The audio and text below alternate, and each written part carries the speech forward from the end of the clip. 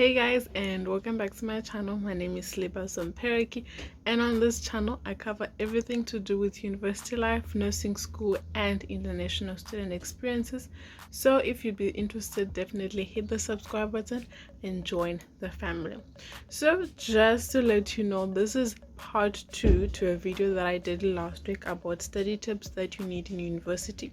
So before watching this video, or even after watching this video, definitely check out part 1. I will link it over here so you can go check it out and get more tips on how to get great marks in university. Enjoy! In addition to quality study time, you can use what is known as the Pomodoro technique. This allows you to study for longer periods of time without making yourself too tired. Yes, you will be tired. Studying is exhausting. We all know that, but it just helps you to have stamina through it all. So how the Pomodoro technique works is you study for 25 minutes and you have 5 minutes break.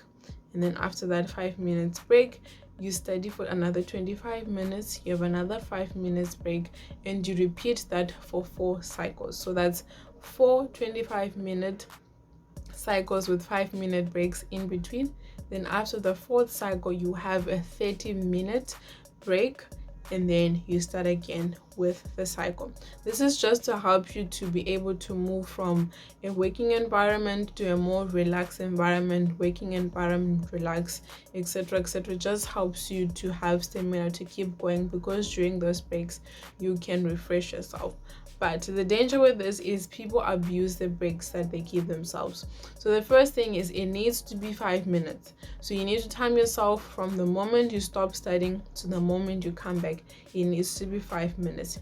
Within those 5 minutes, you need to go to the bathroom, go drink some water, find yourself a snack, go stretch out, go breathe in the beautiful sun, especially now that it is very hot.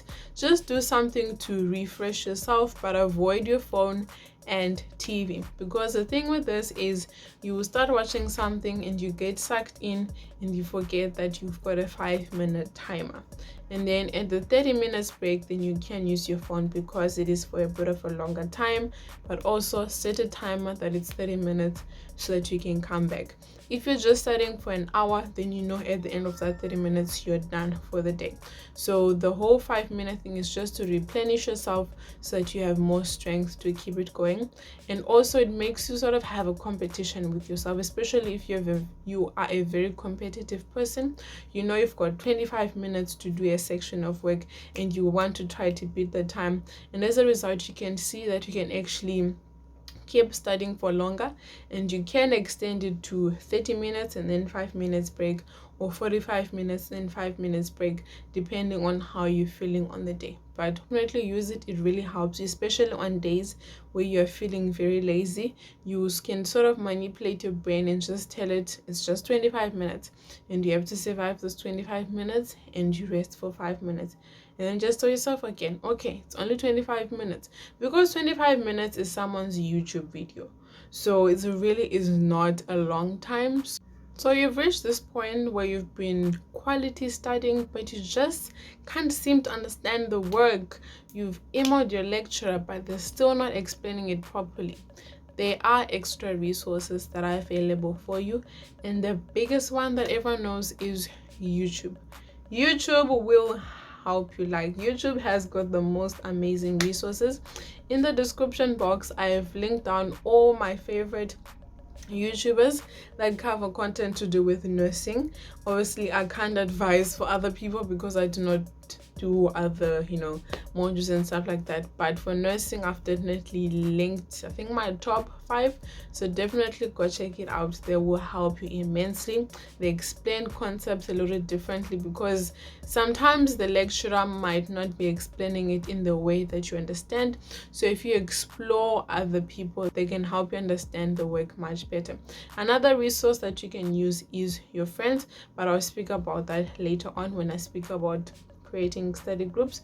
But you can use tutors that are provided by your university, and there is a tutor for every module and for each year level, so you can definitely reach out to them and ask them for a private session should you need, and they can help you to understand the work even further. Do not be shy to get the extra resources that you need for you to further understand the work that you're learning. Another resource that you can use to better understand the information is study groups.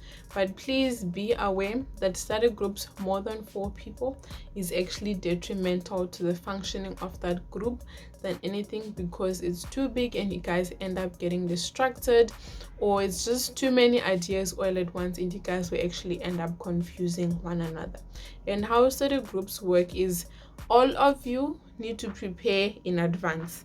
You should know the work and what is being covered, so that when you're coming together, you're helping one another to further understand the information. You should not be teaching one another from scratch the information, because you waste time and it benefits only one person, which is the person that is teaching, because they're able to explain it to you, but the other person they're just passively listening to the information the same way that they were doing in the lecture, and it does not benefit them. So everyone needs to prepare.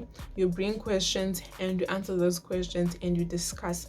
If you guys don't have questions yourselves, you can use a past paper as a template, so that you ask one another past questions and you can create a discussion, because people can bring other different explanations to the same thing that you might not have thought of, or a different way of explaining a very complex topic, and it just helps you to better understand the information.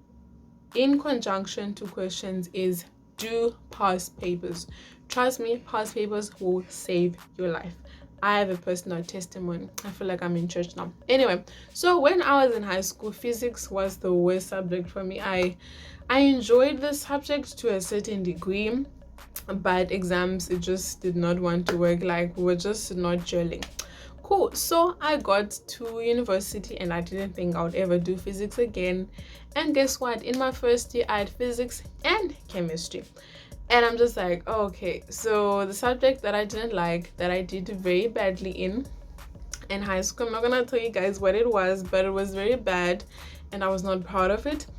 And now in university, I was stuck with it and I really wanted to do well, because it was a very major subject. And I mean, chemistry goes with medications, so it's a very important subject. So cool. So I told myself, look, we're gonna sort this out. I don't know what happened in high school, but we're gonna sort it out.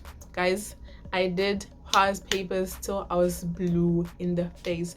Every single day, after every single topic, I would do past papers for that specific topic. So you first do questions for each specific topic, and then you find a past paper that covers everything in general, just to, you know, sort of bring everything together. Trust me guys, I got my A's in physics and chemistry because of past papers. Trust me, past papers, they will help you so much. And the reason why they help so much is they help you to recall the information, because in an exam or in a test, they're not going to ask you the information the same way that it was written in your lecture, in your textbook, etc. And I think this is the danger that most students face, is most students know their work, but they get very confused with the way that it's being asked. And if they've never practiced it, they can't answer it fully. And as a result, they fail to answer it. And that was the danger that I saw most students falling into. Either they wouldn't be able to finish their paper because they couldn't fully grasp what I was asking. So if you practice in advance, one, you can see the information that you know really well and which information you don't know really well. It also helps you to improve your answering techniques, especially if you have a study group or a lecturer who can help you correct your mistakes. And it helps you to manage your time, especially if you're doing a mock exam. You need to do the exam in the same format that you do it in an exam. So that means no phones around, no notes around, and it's the same time as your exam. It will help you to be able to answer it as quickly as you need to and record the information as quickly as it will be in the exam. It will really help you with your answering techniques and to be able to recall the information and answer your questions appropriately. Trust me, past papers are the angels. They will save your life. Do your past papers. And you're probably wondering, where can I get past papers? Past students have past papers. You can ask your lecturer. Trust me, if you're really nice to your lecturer, they will give you past papers. They've got tons and tons of them. Some they'll ask you to come into the office to come fetch a pack, or some they will scan it to you and send it to you. And then also at some universities, they've got a Google Drive of all the past exam papers from previous years. So with the universities, they'll provide you with tests for the exams, but not, with questions for the exams, but not for the tests. So the tests, you definitely need to ask someone else. If you do not have any, sometimes at the back of textbooks, they usually have questions. If there really isn't anything, you can create your own questions, but you need to formulate it in the way that they would usually ask the questions. So you can ask your lecturer for sample exams or sample tests, or how they might ask the question, and you can sort of create questions for yourself and answer it like that. It will just help you to better prepare. Some lectures, they even have questions after each lecture, like especially if you do human biology, after each lecture we used to have like almost 25-30 questions that would have to answer, and if you answered all those questions properly, trust me, majority of them would end up in your test and you'd know how to answer them. So please practice. So the last 3 tips are very simple and they're quick. The first one is, please create a conducive environment for studying. I did speak about this in my previous video about creating a conducive study area. We all function best in different areas. Some people can function well in a busy coffee shop, other people with a love silence, etc.